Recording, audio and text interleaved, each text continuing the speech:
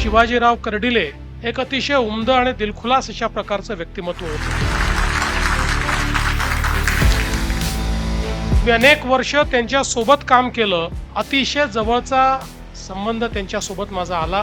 चांगली मैत्री देखील झाली आणि त्यातून कर्डिले साहेब हा जनतेचा माणूस आहे.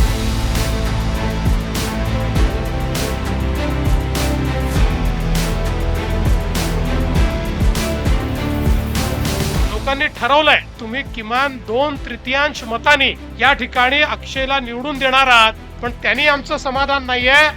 अक्षयला 3/4 मतांनी, रेकॉर्ड मतांनी या ठिकाणी आपल्याला निवडून द्यायचं आहे.